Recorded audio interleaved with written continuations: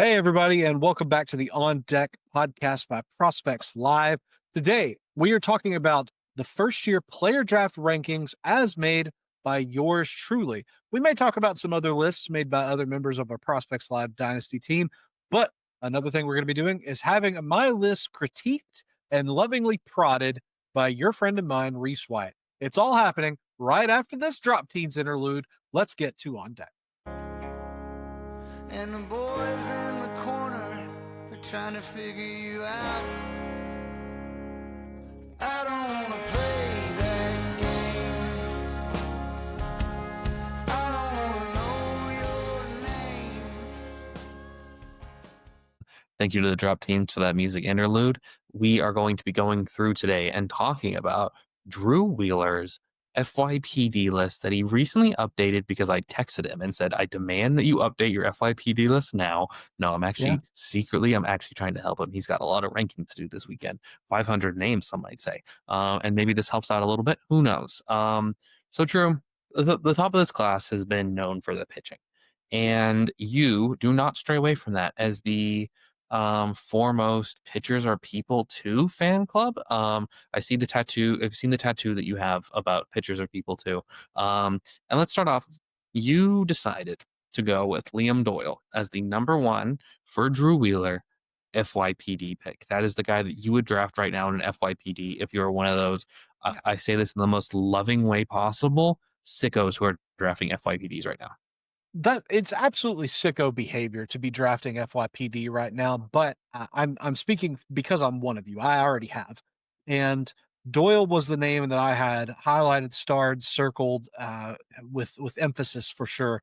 He is the number one guy in this class for me, and Rhys, I think that stems from the fact that if everybody reaches their peak potential, I still think that Doyle is the one above the rest of the class.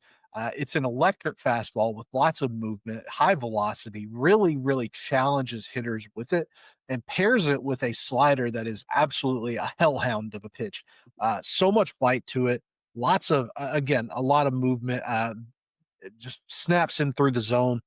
Doyle commands it really well. We do need to see him kind of further develop a third pitch, but we think that it's probably going to be either a splitter or maybe a split change of some kind. That's what I'd like to see. I'm still not completely tapped out on the Cardinals being an inefficient pitching development system at this point. I think that they can make some magic still. I'd like to see what they do with Liam Doyle. I've said all year, buddy, this is a guy that could pitch in their bullpen right now and then start, in the minor leagues next year, getting back on the starting pitching track. I think it's that kind of talent. And so that's far and away the number one person in this class, in my opinion. It is the highest upside college arm because we can argue maybe the highest upside arm in general. Someone that I know, Nate's probably upset that he's not here to talk about. Nate's no longer with us. No, I'm just kidding. He's moving today. Rest in peace, Nate. Okay, Liam Doyle. He was my number one guy in this draft in general. When I ranked my top 100 list for real life prospects, I still hold true. I believe that he is the highest upside. And even, sometimes if you shoot for a home run, you miss hit and you get a double, right? I think that the double outcome for him is like an absolutely nails reliever. Like we're talking the best left-handed stuff from the bullpen. So yeah, I have no qualms with that. I also have no qualms with a guy who did not know where he was going to be playing Major League Baseball, because all he cares about is going on the mound and pitching. Maybe that's an indictment on his education so far, but I do not care. Sometimes it's okay to have your pitchers just go up there and go pitch. I don't really want you to have a lot of feel. Sometimes it's okay to just rip it. And that's Cade Anderson, another left-handed pitcher to the Seattle Mariners, someone who we thought maybe goes 1-1. Ultimately, it's not, and technically fell a little bit to third. And he fell into a good organization. Drew, what has you so excited about Cade Anderson? I think the key thing with Anderson is that I see him as being pretty close to the major, considering all things considered. I think that he's going to move a lot quicker than several other players, maybe as quickly as kind of the equivalent on the batting side, but I'm getting ahead of myself. Anderson's already had Tommy John surgery in 2022. Cross that off of your list of things to worry about. It's a projectable body, quick arm, really kind of a not chalk. That's not the word I'm thinking for. Maybe a prototypical kind of slot and release. Good fastball touches 96. Incredible slider, a strong curveball. The curveball, I think, has been just like a real whiff inducer. A changeup that was developing and is really strong. Lots of swing and miss with this guy. Uh, Still a little bit of wildness to the profile, but again, it's a strong body with projection. It's three comfortably plus or above average pitches, we can say safely. And as you said, Reese, clearly baseball focus, has no time for geography. And of course, maybe the most interesting thing of all, drafted to an iconic pitching development system in Seattle. This is premium clay going to a master sculptor. I cannot agree with you more. I think that, I mean, we're talking about pitchers, right? Who only care about pitching. What does Paul Skeens care about? He has no hobbies outside of baseball. Maybe dating Livy Dunn. Outside of that, you're allowed to have a personal life outside of baseball. And Kate Anderson is allowed to date an LSU gymnast if he wants. I will allow it as his, friend. Who I've never met Kate Anderson. But do you have more Kate Anderson thoughts, or do you want to start moving now? Because I think No. 3 is where we start to veer into left field, and I really like it. Yeah, I definitely the Druisms certainly come to play through the rest of the top five or top, whatever. We can move on. Okay, let's go through these two guys, and they are going to probably be ranked. Ooh, I think that one of them is probably a definite top 10 guy for everybody. Should be at least, and one of them maybe kind of falls in like the top 15 range. But I love it. I love what you're putting here. Billy Carlson and Andrew Fisher.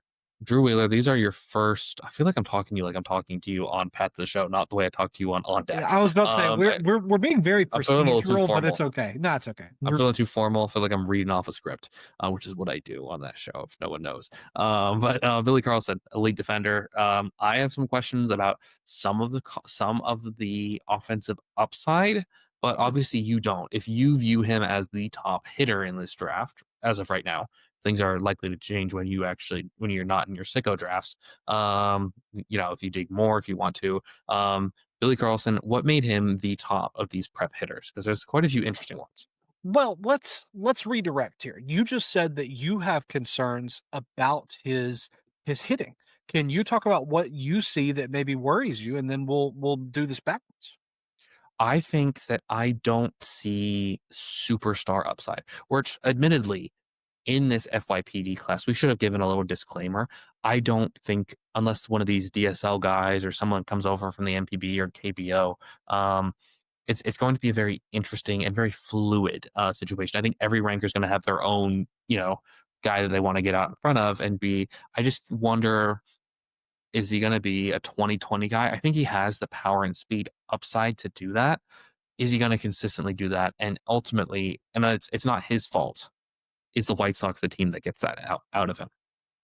I don't know. That's a great concern. The White Sox specifically. We've seen this year Colson Montgomery has kind of broken ground for them, being their first round pick since, oh, Reese, you're gonna have to help me here, the 1990s or 80s. Significant We amount of time for Montgomery to kind of step out and be this prep star. They want him to be a prep star. First round prepster that they've drafted reach the major leagues, right? Yeah, and it's not like they don't. This is a team that drafts prepsters. They love to draft them. So there's just been like a boulevard of broken dreams of some of these prepsters. Shout out. That was a great Shout out reference Green on my Day. part. Shout out me. Shout out Green Day. But Billy Carlson, that is the one thing that worries me. Is this the organization that is going to get him to that ceiling? I think it's more where my fears are coming from, because I think he has enough power, he has enough speed to definitely be interesting. Is he ever going to lead the league in stolen bases? No, but a 2020 shortstop, that's fantastic.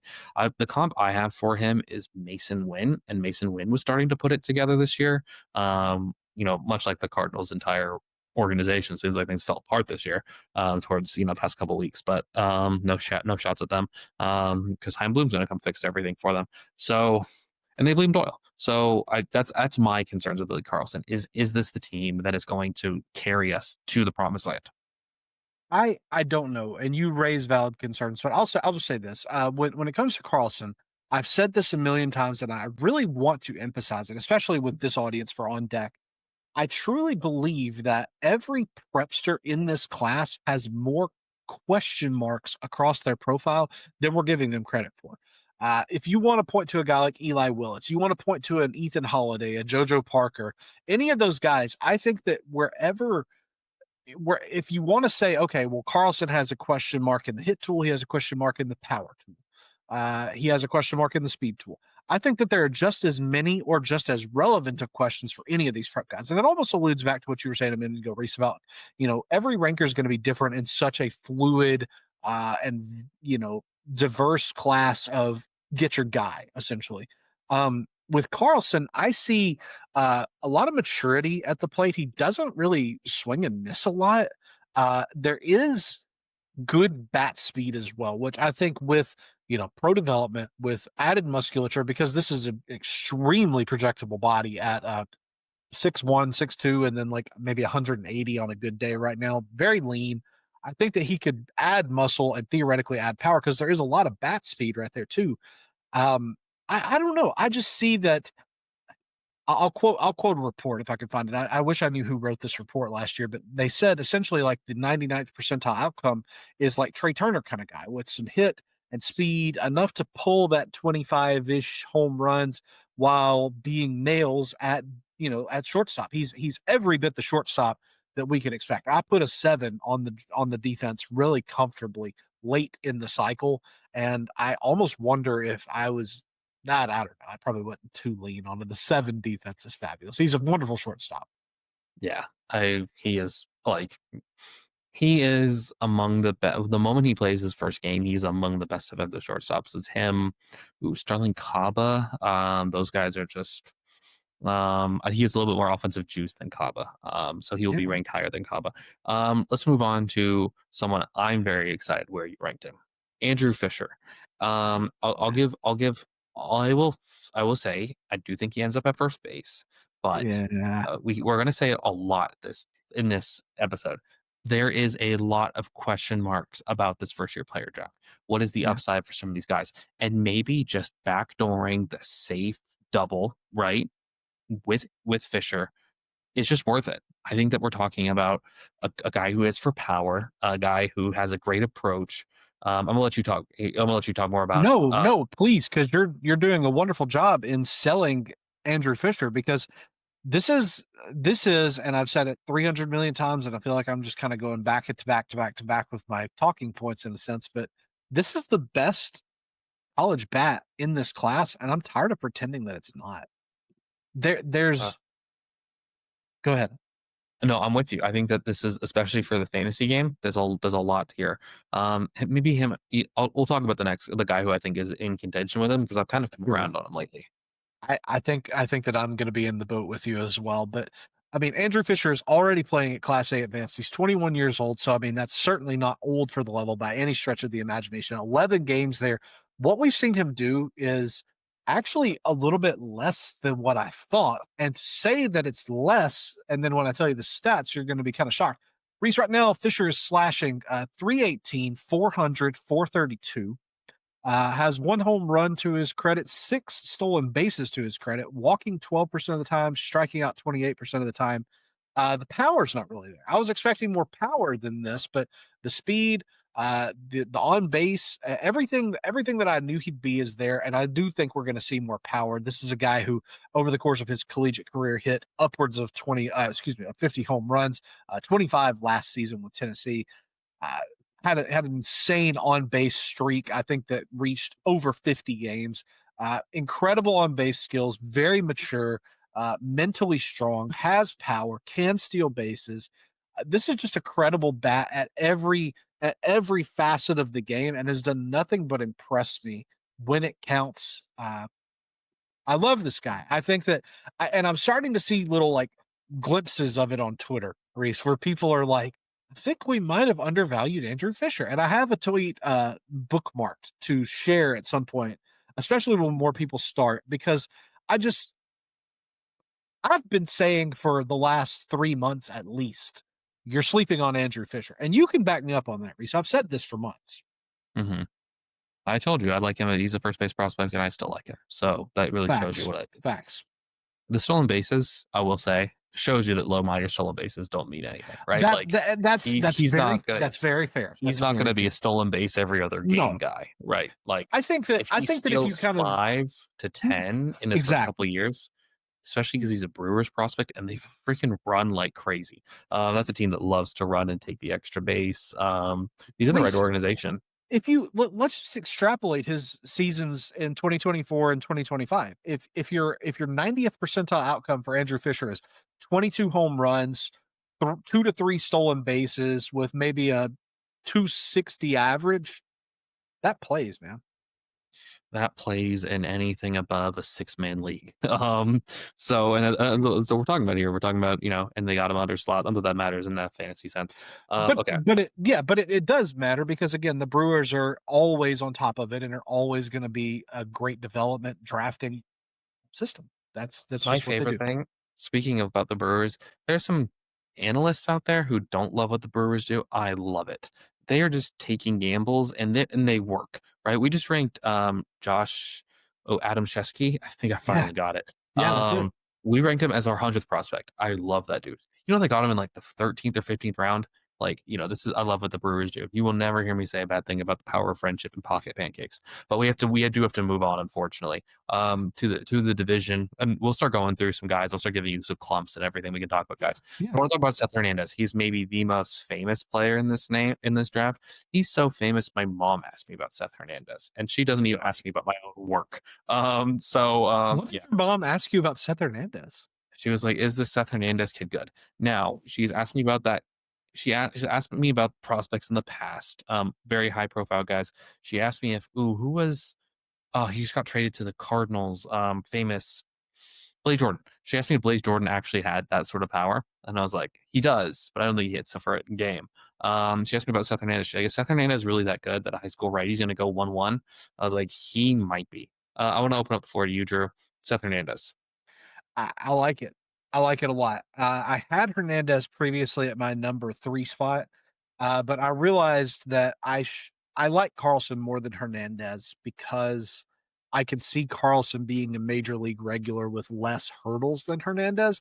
But I think that that's just, with any pitcher, you're going to have those hurdles. And Hernandez is just easy, smooth. Those are the words that I keep coming to when I see him pitches. It's just, it all seems like it's just simple to him, but yet the high 3/4 slot, you get like the high heat, you get the breaking balls. Still needs to work on those a little bit, but I mean it's just fluid. I'm trying to find the right word in my brain for what I'm seeing in Seth Hernandez. Fluid, and it looks the part.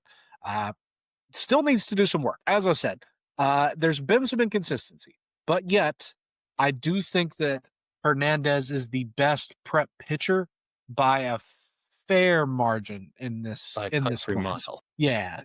Country mile is a great way to say it. Reese. Seth Hernandez he's very similar. It's gonna allow me to land a plane here. He has Please. very similar issues to what Connor Griffin had.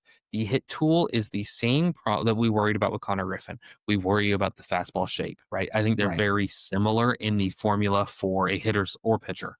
And the fastball shape is ultimately what's going to be what separates Seth Hernandez.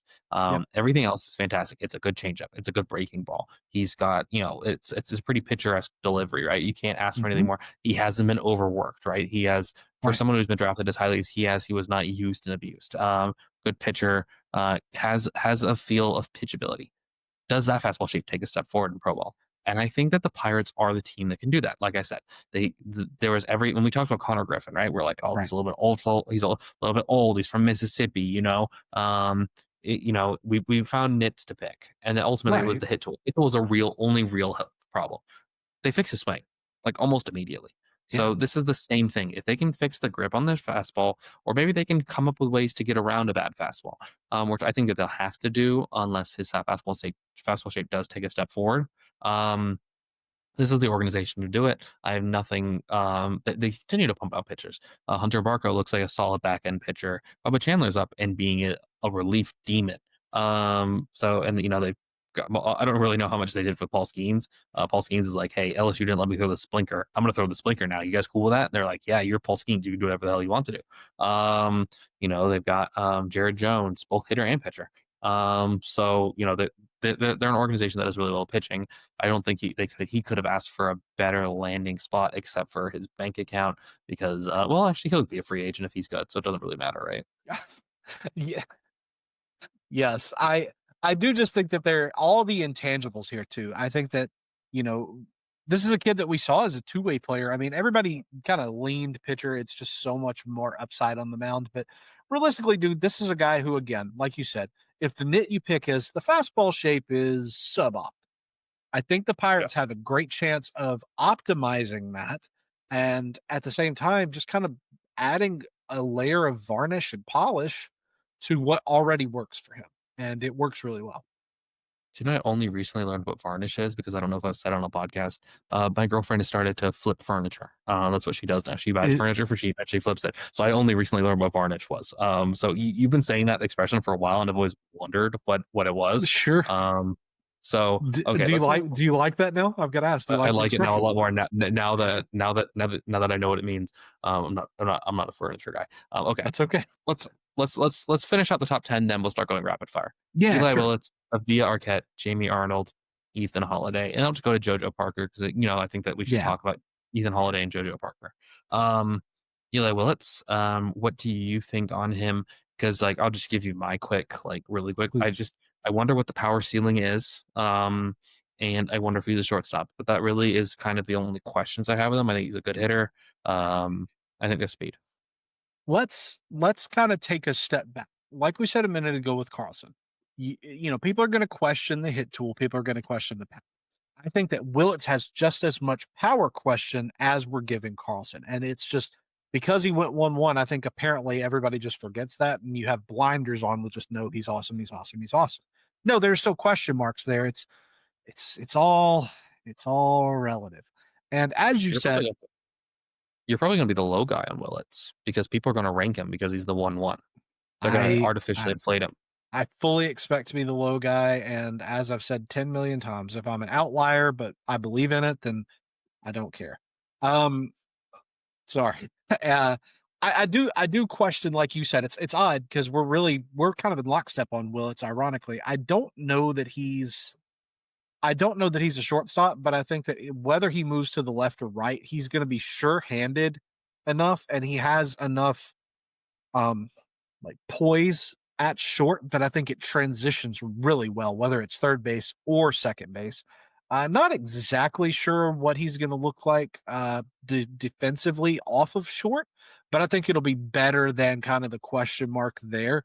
But like you said, there's speed, there's contact, there's the kind of, if you're into the bloodline of Ethan Holiday, it's there. Reggie Willits was a pro with the Los Angeles Angels, I believe, and I like Willits. I think that Carlson has my heart, and as dumb as it may seem, I still think Carlson's upside appeals more to me than Willits's. I think you're also going to be the low guy on this guy as well. A VR cat. I feel like people are just going to put him as the 1-1, and I can see an argument for why you would rank him as the seventh guy. And I can also see an argument for why you would rank him at 1. It is the highest floor with a good ceiling. I don't know if he's ever going to be a superstar. I mean, he very much could. I'm often wrong, seldom in doubt about it. Great. I love that expression. Arquette is the guy that I would hear arguments being at least the most ready, if not Fisher, college bat in this class. Here's the thing with Arquette. The whole cycle with especially later in the year with the draft, I think I told you guys that I was just very meh on Arquette. I think was my exact phrasing. And you guys were just kind of like, okay, this is maybe just a weird Drewism, but I think that his landing spot has made me like him more than anything.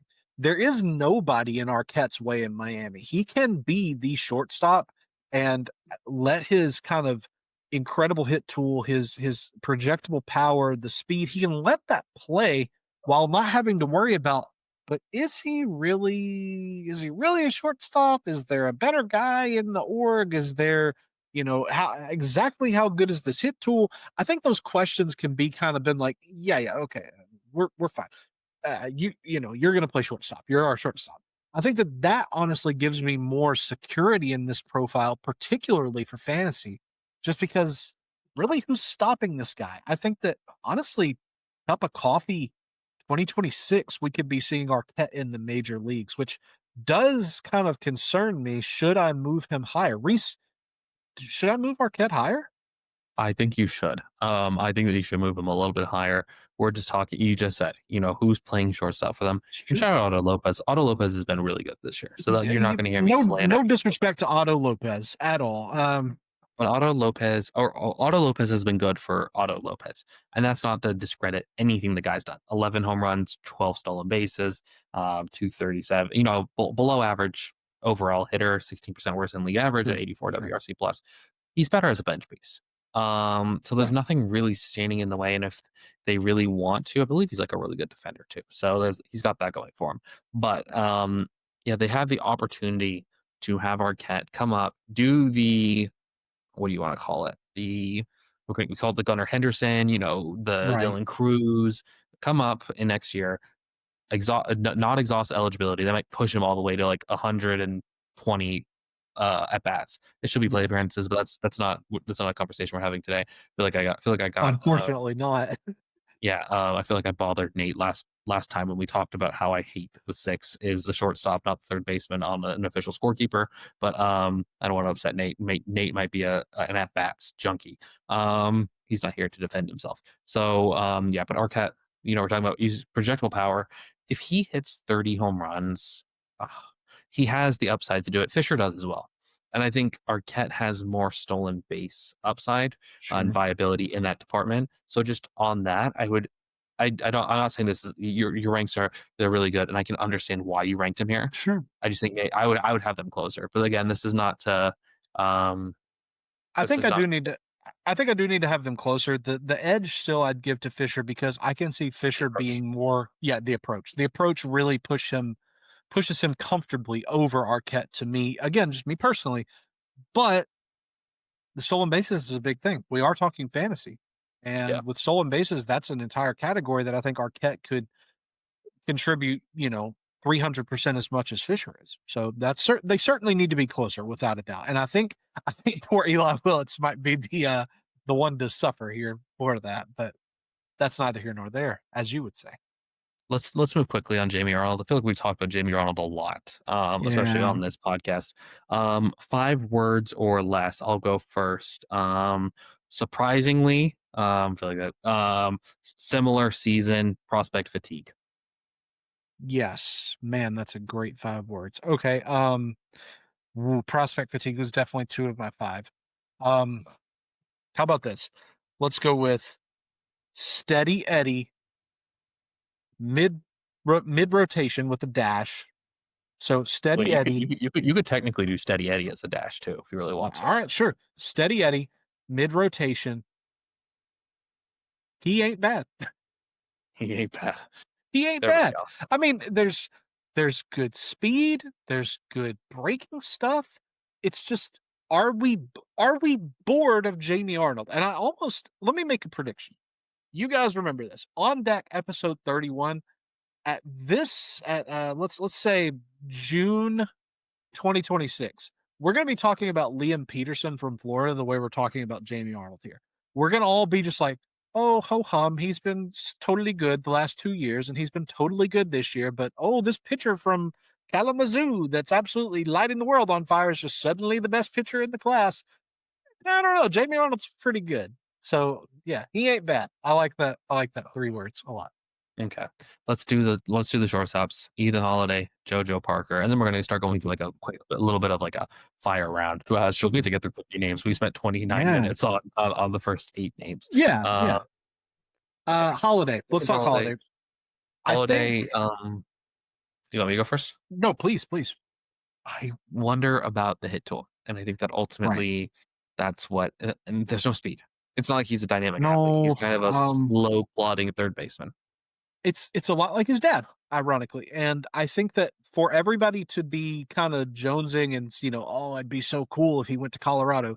He did. And how cool is that? Yes, absolutely. I think this is the pick Colorado would have made if they had pick 1, if they had pick 2, 3, 4, 78. They would have hoped that it would be Ethan Holiday. I think that it's interesting, Rhys, that people attribute so much of Coors to being power boosting, when realistically, I think Holiday could be benefited by it being average boosting, batting average boosted. So So I many think more balls are going to be in play considering that thin, ridiculous air at a mile above sea level. And I think that could mask a little bit of that kind of bizarre. I can't think of them. I guess the swing is a bit. What's the word I'm looking for here, Reese? wonky, weird, Holes, unappealing. holy Swiss Holes like cheese. the movie. Yeah, yeah. It's I'm very tired of dating Grandpa. yeah. It's very Hector Zeroni. This swing is very Hector Zeroni. So I think that's something that it tells me if you know fantasy ball or not. If you try to tell me that cores raises power, it does not. It raises average more than anything else. Um, it is Yep, such a massive ballpark that it doesn't raise power the way I think some in the fantasy space say it does.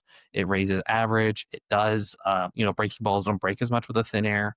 So that really, but it's ultimately you get more doubles, right? Like you get more doubles in the gap, absolutely. especially because Absolutely. how bad these Rocky teams have been. That's also inflated everything going on. Right. Have you watched some of these teams? Okay, JoJo Parker. He gets to go. He gets to take the trip from Mississippi to Canada. What do you think on JoJo Parker? The thing with JoJo is that he feels very similar to Carlson, and I like JoJo because he is very I think it's polished. It's incredible contact. Very strong hit tool. Maybe my favorite hit tool of the prepsters, just because I was talking a minute ago about liking Carlson's the lack of swing and miss, I guess the maturity and the approach. I think JoJo just has such sound like hand-eye coordination that allows him to be just very efficient in getting the barrel to the ball and putting it in play. I really and without geeking out too much about the swing there, I do think that he could stick at shortstop. I think that again the question is just what does the power look like long term? What does the speed look like long term? The rest of it makes sense. It's solid. It's good. This is the sort of lottery ticket in an FYPD that you can't afford not to take first round because if it works out, it's a team building block going forward. It's a shame too, Reeds. It's a shame that he is in the same class with guys like Carlson and Willits, because in any other class, Parker's the guy you hang your hat on, and you say like if somebody came to me and said JoJo is the best of the prep shortstops in this year's FYPD, I can't fault them for that. Yeah. I can't either. If you could fusion dance like go ten and Trunks, JoJo Parker and Arjun Navala, you would have the perfect prospect. I agree. They really their strengths and Wow. weaknesses overlap so well. Oh wow, Reese, I love that. No, okay, we got to. Yeah, that's great. That's great. Let's do a whole Dragon Ball Z episode. Do you think Nate's a Dragon Ball Z guy? Leave a comment down below. Yeah, leave a comment Uh, below. Okay, we're gonna go a little bit rapid fire here because we went way longer than I thought we were going to, and Nate's gonna yell at me because he has to edit this because I don't edit my own podcast. All right, 11 through 20. Kyson Sure. Witherspoon, Gavin Feen, Wahiva Loy, you finally got it right. Gage Wood, Ike Irish, Gavin Killian, Tyler Bremner, Ethan Conrad, Quentin Young, Riley Quick.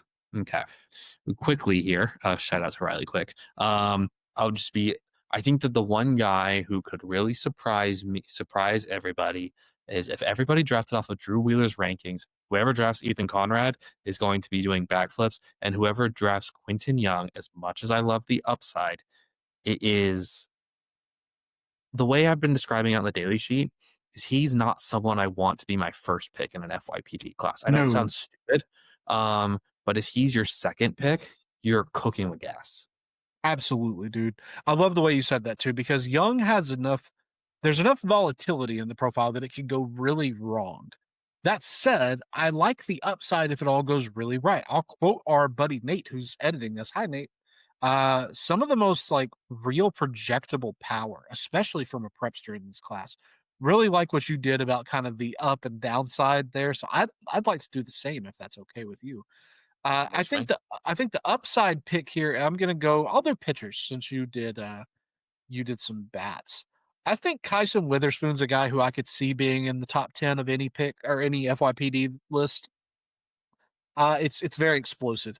Everything with Witherspoon looks like just quick, uh, powerful, splashy, flashy, just really big. I can't wait to see what Boston does to optimize him and see how they tinker with his pitches. Because again, there's some interesting shapes and metrics there, but the one that could maybe flame out is my number 20 guy, Riley Quick, a Drew guy if there ever were one. This is a former award-winning offensive lineman who is now just a big-bodied, heat-throwing dog on the mound.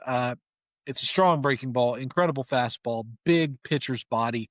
I think the likelihood of this being a starter is fair. With Quick, I think it's a fair shout that he could be a starter. But if it's not, this is just kind of like maybe Zach Maxwell ish in relief. Zach Maxwell, Big Sugar, as they're Big calling him. Sugar, as the kids call him. The funny thing is that he comes out there, and if you put him in like the 1980s, he's the best freaking closer in the game. He's the man. He's the man in the 80s. Yeah, he's crushing beers if he drinks. He's hanging out with fans after the games. He's throwing 100. Okay. Another guy I think that we should touch on really quickly is the Giants. No, I'm just kidding. I'm not doing that. No more Giants talk. So it's funny because I could have sworn you'd been like Gavin Keelan doesn't need to be here.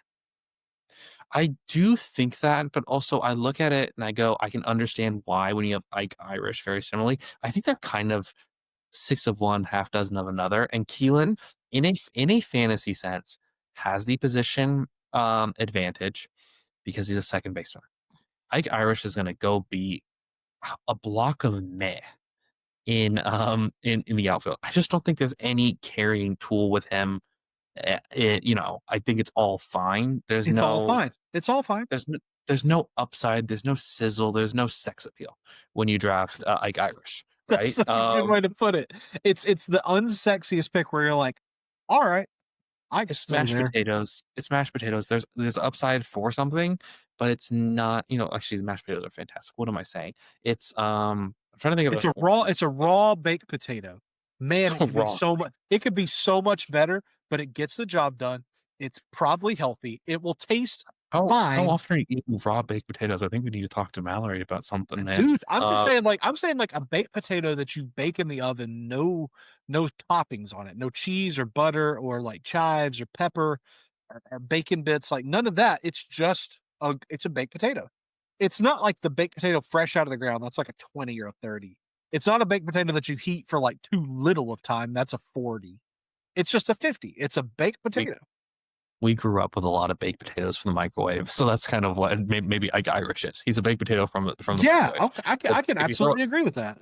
Throw in the oven with a little bit of oil and a little bit of salt. This is cooking corner now. Yes. That's a great if you have the patience, if you have the hour to kill. See, I think that's like a 55. But I don't think Irish is there. I think Irish is a baked potato out of the microwave. The microwave. He's gonna love it. He might go on a rant of some sort. I'm not touching that. Anyways, okay, let's do 20 through 30 here real quick. Sure. Steel Hall, Jace Laviolette, Zach Root, Patrick Forbes, Caden Bodine, Xavier Nyans, Dean Curley, Devin Taylor, Josh Hammond, and Charles Davlon. There's a lot of like guys that I like in this. And honestly, if we're gonna be 100% honest, I would probably take a lot of them over the guys that you ranked if we're just doing a weird 2-man draft. So Charles Davlon has been hitting very well with the Los Angeles Dodgers. Who would have thought? Another outfield prospect add to their riches. Caden Bodine is an interesting one. I like him a lot. I don't know what the fantasy ceiling is. Who was it? Was it Will? Shout out Billiam, who called him a weird. What did we call him? Weird Patrick Riley. Weird. Patrick Bailey. Patrick Bailey. Weird Patrick Bailey. It is kind of just the inverse of Patrick Bailey. This one can hit and is still really good defensively. It's bizarre. We're gonna do a fusion dance episode. Because him and Patrick Bailey, if they fusion dance, oh my god. I mean, That's an 8. It's Pudge Rodriguez is what you have. Yeah, Man, that's a that's Hall of Fame. amazing. It's a Hall of Famer. Looking at this really quickly, this 10, Rhys, how about this? Let's pick 2 guys that should go up into the 10 above them each. How about? I think Steele Hall is maybe the safest one that can go up just because he's got so much speed. It's maybe the most speed in the draft. If you ask Steele Hall, he would tell you it is the most speed in the draft. He could be very, very good. I think the power, again, it's a prepster who we're questioning the power. The other one that I think could probably stand to be higher, maybe Patrick Forbes. I know that's an on deck TM guy.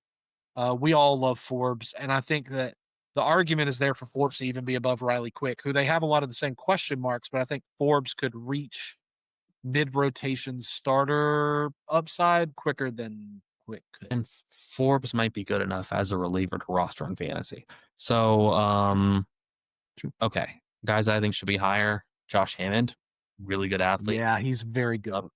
There's a lot of sizzle there. I'm going to shock you. Do you know who I hated in this draft? Surely Jace it's not. Laviolette. I was about to say, surely it's not Jace Laviolette. I think he should be higher, man. I would take Jace Laviolette over Ike Irish, Gavin Keelan in a heartbeat. Is he the guy I want in my first pick? No, but again, if he's your second pick, him and Vahiva Aloy are very 6 of one, half dozen of another guys who I question if they're going to hit enough. But man, if they do, we're talking about Could be special. top 50 fantasy players. Could be special for sure. And speaking of top 50 fantasy guys, if everything shakes out, we haven't talked about Devin Taylor, who could be a sack of tools, but we're seeing him kind of struggle to hit right now. But I do think that the upside is there to be something. And the teams told us what they thought of him in the draft. I think that that's something that good point. Let's move on 31 through 40. Anthony Ianson, Mason Neville, Mary Houston. Houston, we have a problem. He's ranked too low. AJ Russell, Max Bellew. I think that's how you say it. Kane Kepley, Bellew. That doesn't no. I'm not falling for that. I promise. I'm not disagreeing with you. Kane Kepley, Cruz Schoolcraft, Mitch Voigt, Brendan Summerhill, Kaysen Cunningham. There's 2 guys in this group I like. I already told you which one of them I do like. I think I told you off air who I like as well. Well, tell the listeners. They deserve to know. I love Merrick Houston, man. Merrick Houston and Keelan Culpepper. Oh, that has me dreaming of like there's no ball getting through that infield. And Merrick Houston has a little bit more offensive upside than I think we're talking about. Yeah. I think there's 20 home runs, 15, 20 stolen bases. Like we're talking about a guy who could be a very quality fantasy contributor very quickly too. The Twins are moving guys quickly because, they get hurt all the time. So they have to move these guys quickly. And Mitch Voigt, man, just Google Mitch Voigt third base. You're going to get something. And Mitch Voigt, man, he hits the ball with optimal angles. There's power here. There's a little bit of speed. He's former two-way guy. I'm starting to like these former two-way guys a lot. Yeah. And he is a former two-way guy who's going to be focusing on hitting. So he's there's going to be some sort of exponential leap there when you focus on one. That's the hope. Those are the 2 guys in this thing. I'm walking out of my draft with every single time. I love them. I do think that there's a lot of shuffling that could be done between call it pick number 15 and even like 15 to 40. That range is where, and I know we talked about it being at the top, it's a fluid class, but you really start to see it here.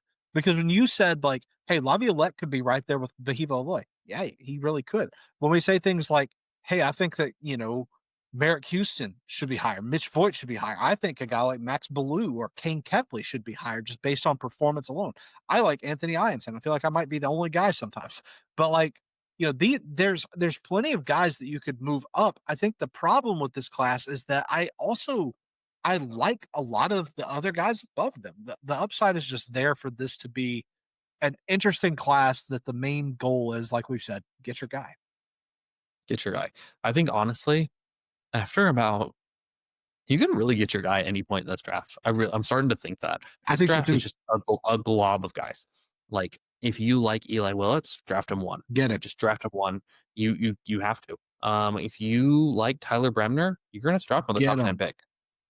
Get your guy. This is a draft that's going to be get your guy. And I think I'm going to be signing up for industry leagues and stuff, industry mocks and stuff like that, because I just want to see people get their guys. And me too.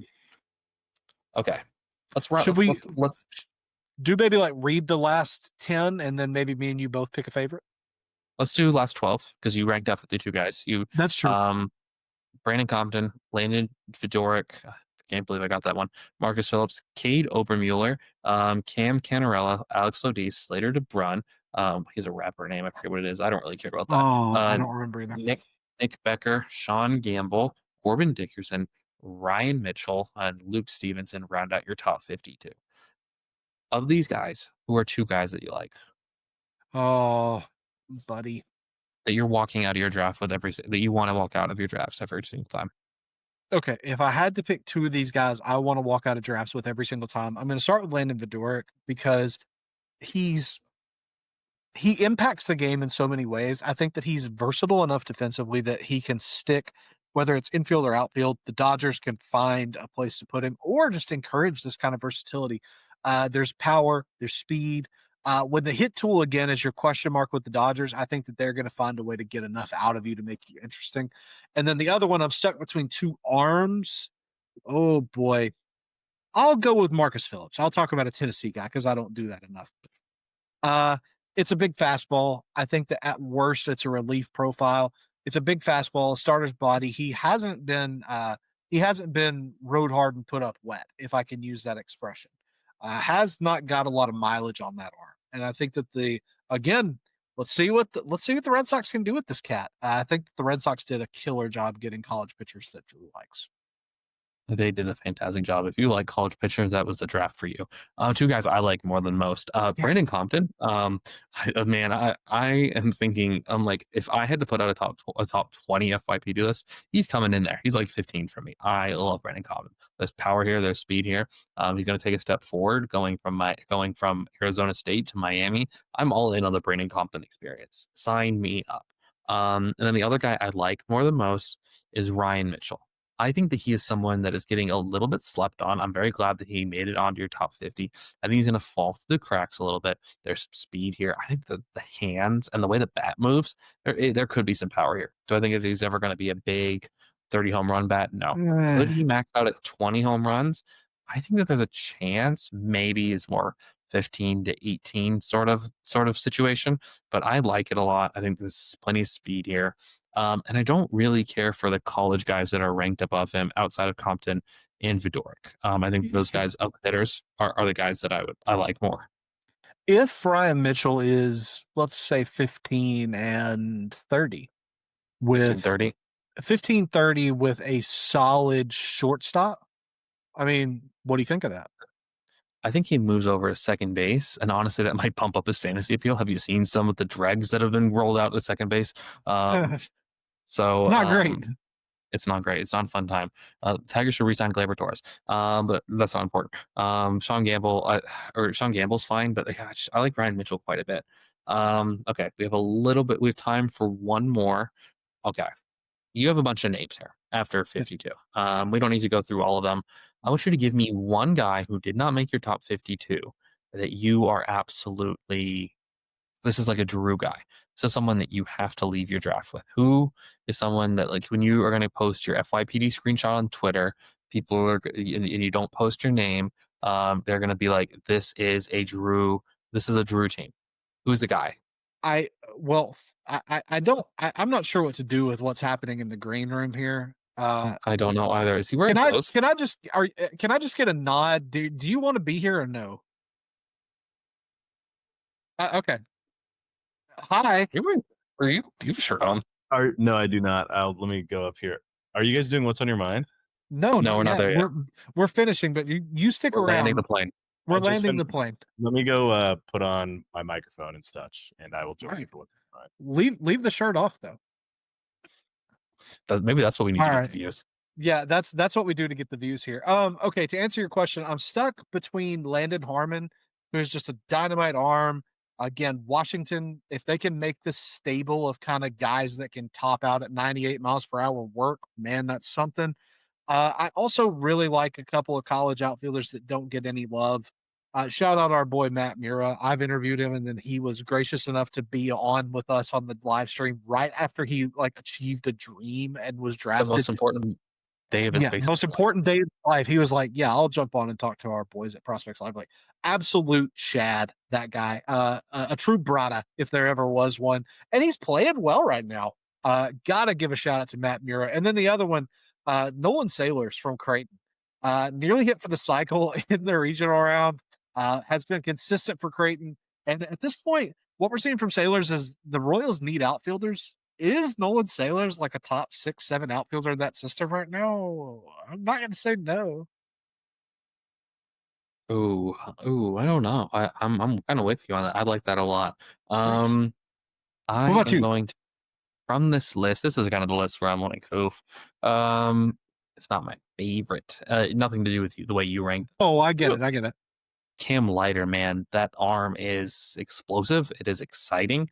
And we're talking about some of the best stuff. And he's in one of the best organizations in the Los Angeles Dodgers. Well, Um, it's like you said earlier, buddy, before we jumped on. Like, what if that's just a relief bully? what if that's just their closer in the next Yeah. him and Edgardo Henriquez? Oh my god. Oh, that is nightmare fuel in the back end of a bullpen. Then they'll probably spawn like 3 or 4 more demons as I keep Yeah. seeing on social media. That's just what the Dodgers do. And with that, that is a why am I doing this like I'm doing back the show? With that, Drew, that was fantastic. I'm really loving to talk about FYPD So list. So I do want to say this before we wind down off of this and we do what's on your mind and what's going on at Prospects Live to round out the show. This is very much a living document. It needs to evolve and change, but presenting it to you, Rhys, and presenting it to our listeners, I think is going to be a good exercise because what I want you to do is, and I know we encourage your interaction, please let me know where you think I need to study or dip in a little bit more on some guys. Who did we not talk about that you think needs to be here? A guy like Aaron Walton certainly needs to be in a top 50. Oh, That's a name that Rhys pointed out that I absolutely whiffed on. Aaron Walton needs to be here. But who have we missed on? What points did you like? Where do we need to? Sure, yeah. Like just help us out. Chime in, tag me and Rhys, or comment on YouTube. Let us know. Tag me on MD Tomp P Live. Okay. Yeah. And with that, that is Drew Wheeler's FYPD. Shout out to the drop teams, and you'll be listening to that. And then we will be coming back, and I will be doing what's going on at Prospects Live and America's favorite segment now that Ryan Russillo is no longer at the Ringer. And what's on your mind? Thank you so much, and yeah, shout out to the drop teams. Kick it to them.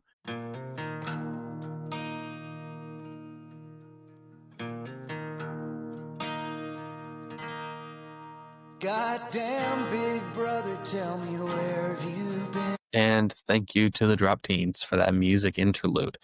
We have a lot going on at Prospects Live. I finally got out the top 100 list. Shout out to me, just me alone. No, Nate helped out. Spada made it look all beautiful. Shout out to Spada. He's been killing it. I'm not going to explain why he's been killing it lately. We have the Dynasty Baseball podcast going on. Then we have that going. We have the Dynasty Baseball pickup guys. We have Daily Sheets rocking and rolling. Amateur Hour is going strong. 3 up, 3 down. Dynasty Diplomas. I should have something coming out soon. I haven't fully decided if I'm going to do a DSL coverage once I sign some reports, because it is report season for everybody over at Prospects Live. And with that, Drew, what is on your mind? I don't know. I've had the request, and it's not. Let me rephrase. Hi, Greg at home. I've had the request to talk about an adventure that Greg and I had after we left Atlanta, and it's not that I haven't wanted to talk about it. It's just that I feel like something will come up, and you guys are like, "Oh, you got to talk about that on what's on your mind," or I'm just not in the mood to talk about it. But I'm in a pretty decent mood today, especially just talking to y'all after, like I said, such a miserable day at work and just busy.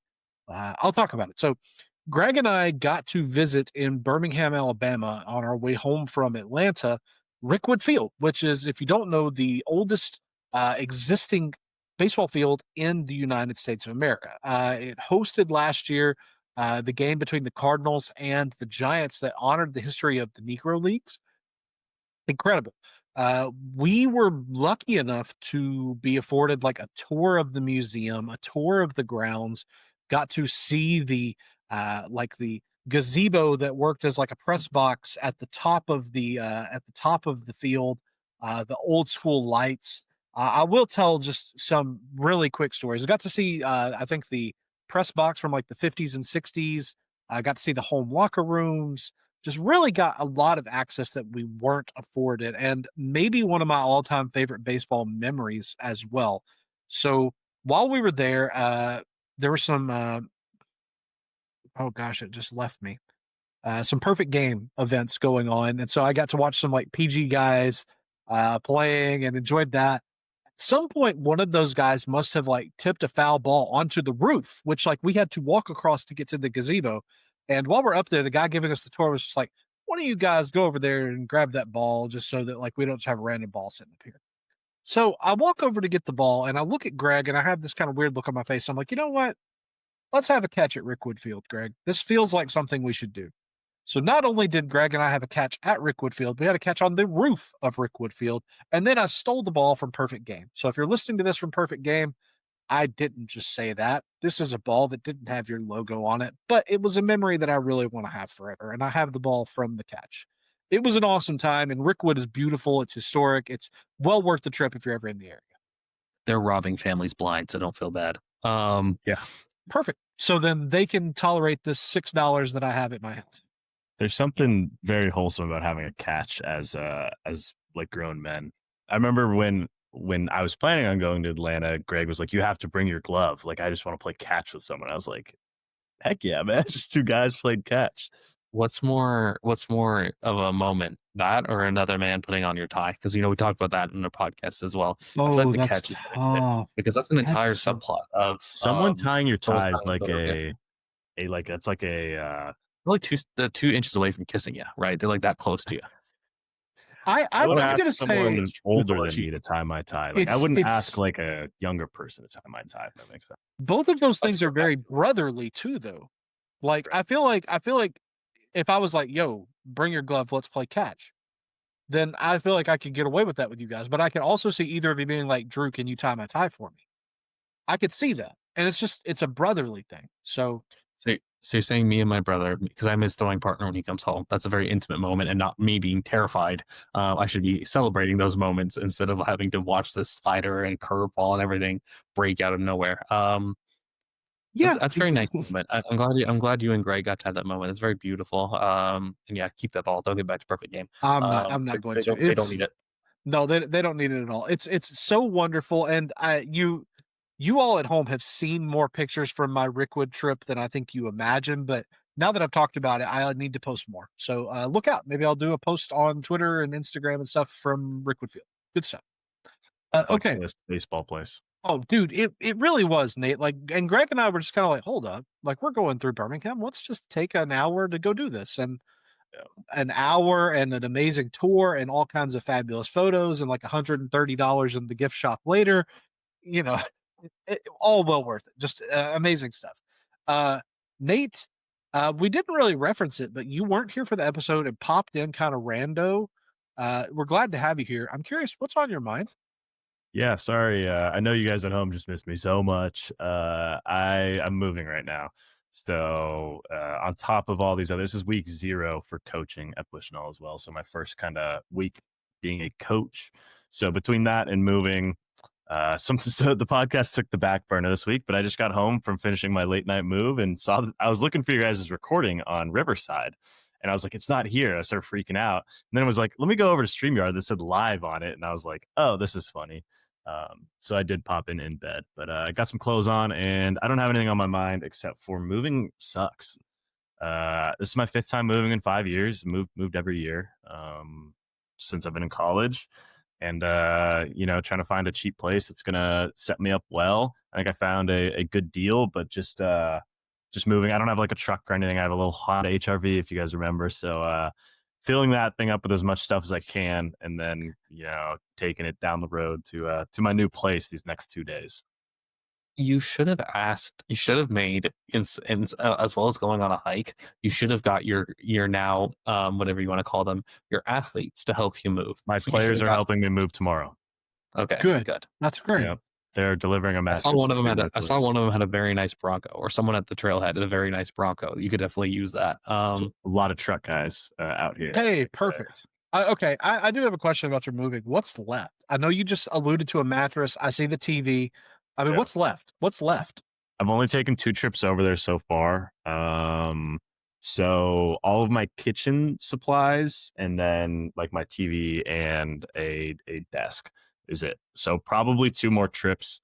and just assorted things. Got most of my clothes over there. I don't own a whole lot of stuff, but just with my car not being super big, like had to get some stuff over there. But it's been an exciting week, man. Getting to the coaching stuff. I did an analytics presentation for the team yesterday, since I'm managing all that. I think it was good. Just trying to, a lot of these guys aren't super tech savvy, and that's part of my role here is to manage all the numbers. So setting that all up. But yeah, it's just been a wild week. And I started my master's program. I haven't actually done anything yet. Just going to push that off until next week. But yeah, a lot of things going on. Should calm down next week. Everything's coming up, Nate. I'm so proud. We should get you a housewarming gift. Drew and I will talk about that off air. Yeah. I'll get you a nice framed picture of you two. I already have.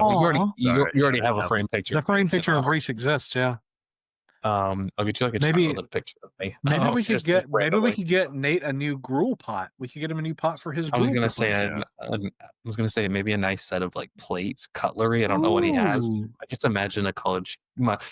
I'm using my brother as an example. He has bowls, but none of them match. And the local Chipotle near him's not going to listen to this. He does not own a fork or a knife. He goes there and just takes them all, and he takes the hot sauce too. So yeah, he's kind of a thief. I have one plate, and it's from Goodwill, and it has a giant black bear on it. I use more paper plates than I probably should. Oh no, I'm the worst. I know. Okay. I'm not a paper plate guy. We grew up not having those. My mom called that because my mom's not from the United States. She called that eating American. So I am that. I'm gonna go to TJ Maxx on like Saturday and set myself up with like some adult things now. Because now like I'm not like in college. Like I need to have actual like plates. Sure. You need to have one candle that is like a weird color. I got one. Like blue. Do you have? What's your? I need to see the weird candle. What's the scent? Orchard cider. Cider. Okay. That sounds like it'd be excruciing to be in a room. I was about to say. I think you got it like Christmas exclusively. Yeah. I met a lady and I bought a candle. What can I say, guys? He's growing up right before our very eyes. Next he's gonna have to buy a second plate and a second fork and a second knife. We got to find another black bear plate just so they kind of match. Yeah.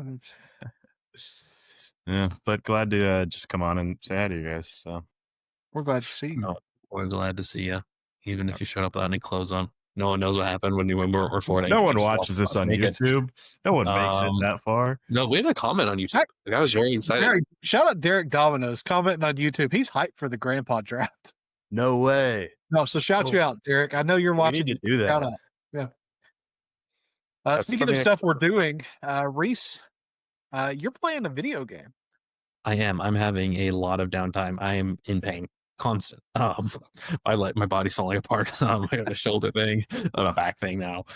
Soon I'm gonna have like no legs, just gonna fall off. And podcasting's taking a toll on you. Yeah, you know what? Ryan Russillo, I'm taking all that news very poorly. Actually, I don't hate Ryan Russillo. I don't like his podcast. And I thought that he was the worst whack packer of the Ringer verse. But we don't need to get in my thoughts on the Ringer right now. I have thoughts, real thoughts. Anyways, I've been playing Pokemon Emerald. I've got an iPad. I got like an iPad mini, which is kind of all I need. I don't really need the big honking iPad.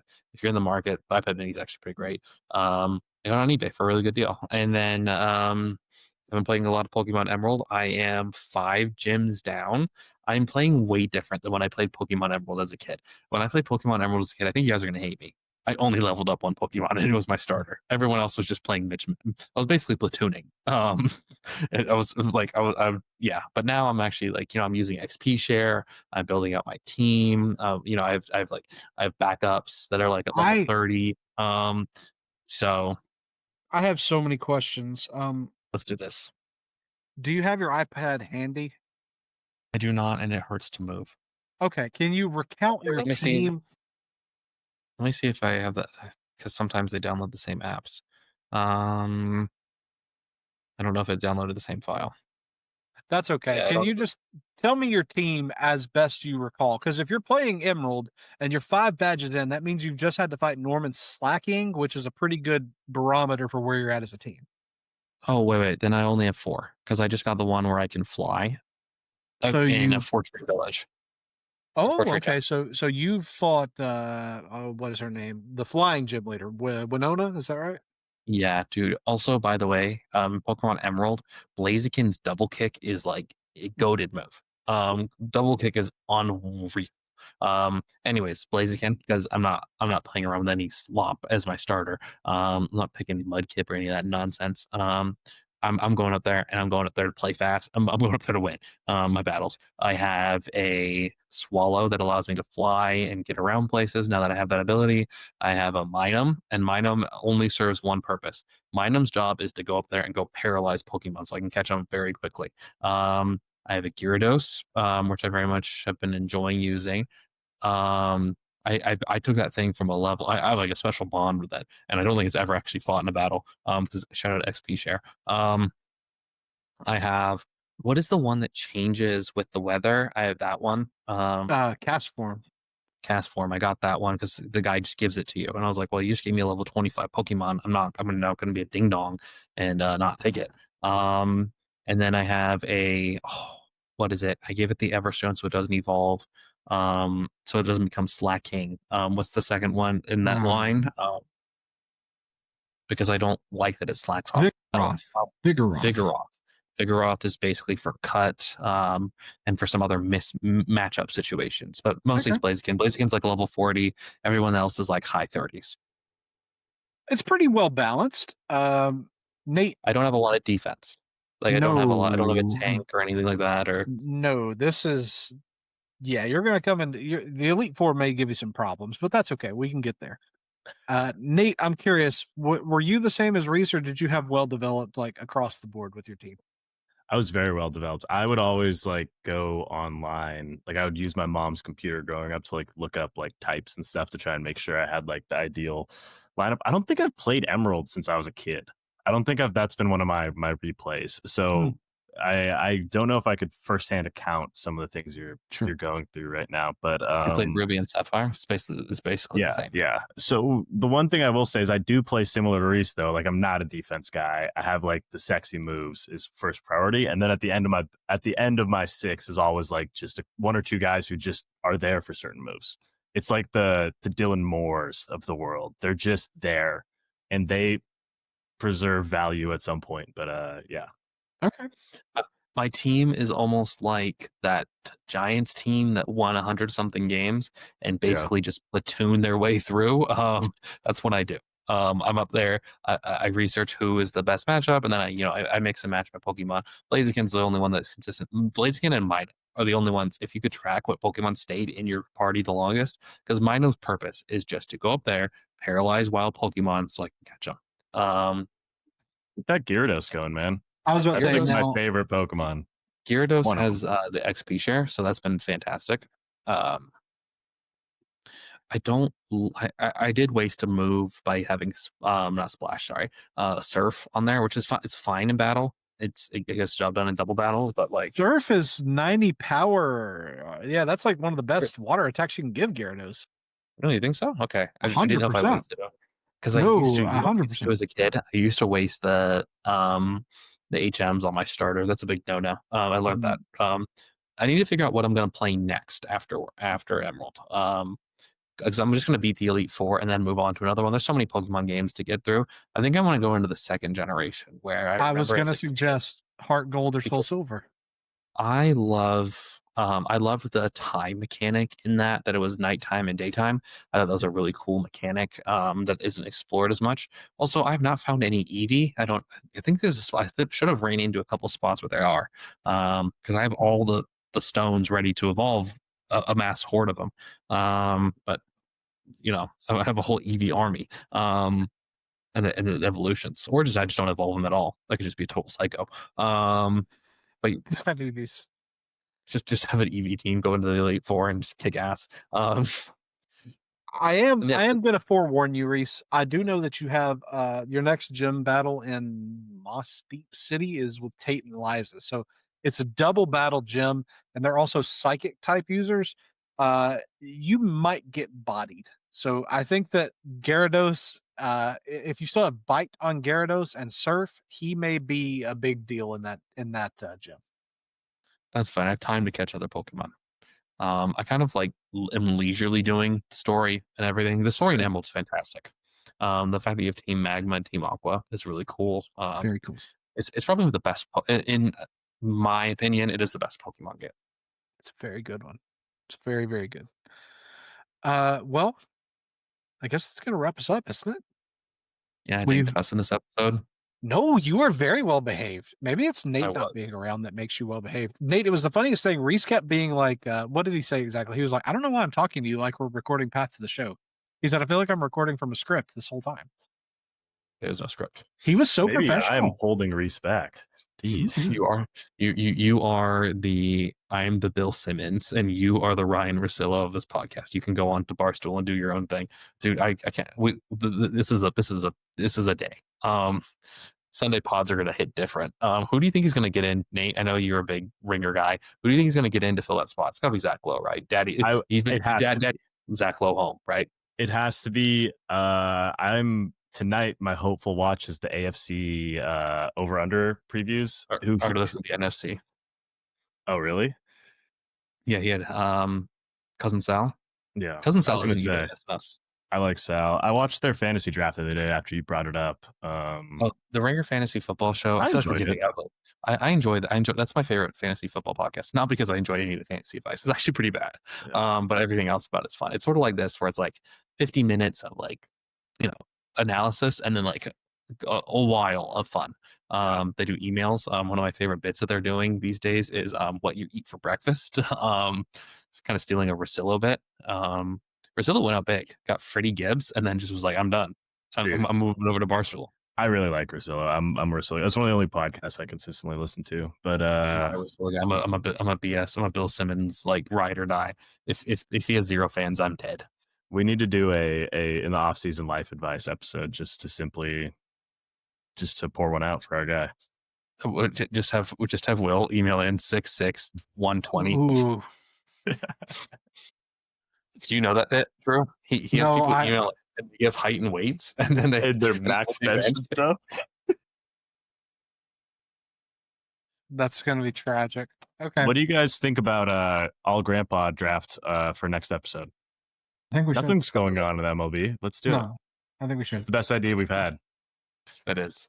It's and the very Dragon Ball good. Fusion team, you're gonna love that. Did we explain that to? Yeah. Well, you'll hear it. Should we just wrap this episode off and talk about this off air? Probably so. Okay. You can find me on socials at Rhys White, and you can also at me on Twitter at MDTomp PLive if you want to fight with me about Sal Stewart. Yeah. You can find me on socials at drewisokay. If you want to fight with me on Twitter, it's at Torts Illustrated. My name's Nate. Thank you for being here, guys. See you next week. I can't let her go. I can't let her